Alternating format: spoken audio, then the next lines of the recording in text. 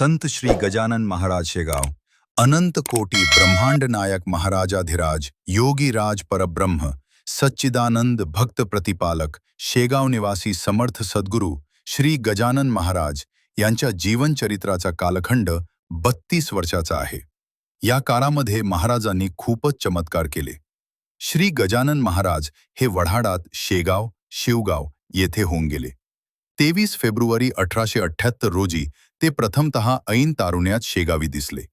त्यावेळी श्री गजानन महाराज तेथील साधू देवीदास पातुरकर यांच्या मठाबाहेर पडलेल्या उष्ट्या पत्रावळीतील कण वेचून खात होते. गाईगुरांना पिण्यास ठेवलेल्या ठिकाणचे पाणी पिऊन ते निघून गेले. पुढे ब्रह्मनिष्ठ गोविंद महाराज टाकळीकर यांचे शेगावी महादेवाच्या मंदिरात कीर्तन झाले. त्यावेळी टाकळीकर महाराजांच्या बेफाम असलेल्या घोड्याच्या चौपायांत श्री गजानन महाराज हे ब्रह्मानंदीनी मग्न होऊन निजलेले आढळले. तो द्वाड घोडा शांत होऊन स्वस्थ उभा राहिला होता. कीर्तन संपल्यानंतर गोविंद महाराज मंदिरात झोपले, परंतु त्यांचे लक्ष त्या घोड्यावर होते. रोज दानगाई करणारा घोडा आज स्वस्थ उभा कसा, या गोष्टीचे त्यांना आश्चर्य वाटले. त्यांनी उठून निरखून पाहिले तेव्हा गजानन महाराजांनी घोड्याच्या चौपाई शयन केलेले दिसले. दुसऱ्या दिवशी कीर्तनात टाकळीकर महाराजांनी सांगितले की हा साक्षात शिव अवतार आहे, त्याची उपेक्षा करू नका. टाकळीकरांनी त्यांची पूजा केली. गण गण गणात बोते, बोटावरी वाजवून बोटे, असे ते भजन अहर्निश गात असत. म्हणून लोक त्यांना श्री गजानन महाराज असे संबोधू लागले. ते वाटेल ते खात, कोठेही पडून राहत, कोठेही संचार करीत. लोक त्यांना बहुमोल वस्त्रे, अलंकार, पैसे, खाद्यपदार्थ अर्पण करीत, पण ते सर्व तिथेच टाकून निघून जात.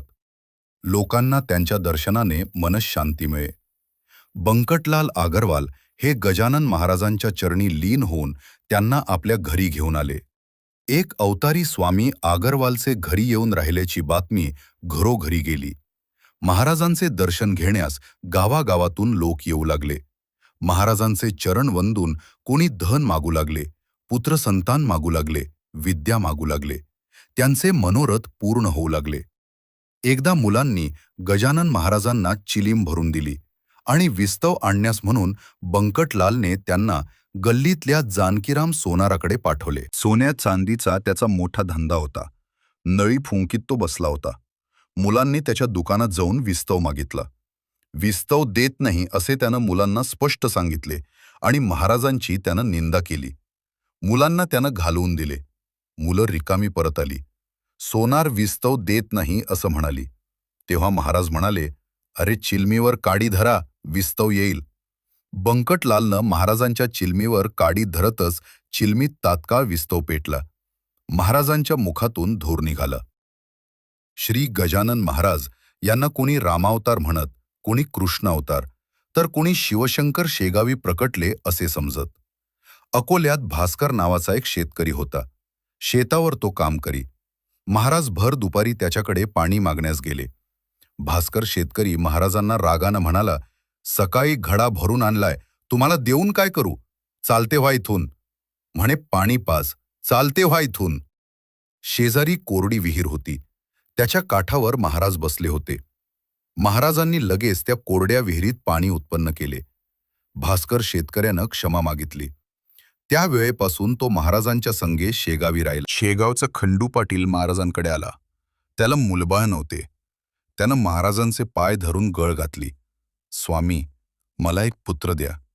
तेव्हा महाराज म्हणाले, अरे तू श्रीमंत पाटील, माझ्याजवळ भीक मागतोस, जा रे, तुला होईल बाळ. नाव त्याचे भिक्या ठेव. काही काळात खंडू पाटलाला पुत्र झाला. त्याचे नाव भिक्या ठेवले. पाटलानं आंबरसपुरीचे जेवण गावास घातले. आषाढ शुद्ध एकादशीस हरिपाटलास बरोबर घेऊन गजानन महाराज पंढरीस विठ्ठलाच्या दर्शनास गेले. भक्त आणि इतर 550 शेगावकर महाराजांच्या बरोबर होते. जय जय राम कृष्ण हरी म्हणत टाळ मृदंगाचा गजर करीत दिंडी चालली. गजानन महाराजांच्या समवेत दिंडी पंढरपुरास आली. सर्वांचा विठ्ठल दर्शनाचा हेतू होता तो महाराजांनी पुरवला. श्री गजानन महाराजांनी पंढरीस बापू काळ्याला श्री विठ्ठल स्वरूपात दर्शन दिले. पंढरीची वारी करून विठ्ठल नामाचा गजर करीत शेगावकरी परतून आले. भाद्रपद शुद्ध पंचमी सन 1910 गुरुवार रोजी विठ्ठलाच्या नाम गजरात शेगाव येथे गजानन महाराज समाधीस्थ झाले. ज्यांच्या ठिकाणी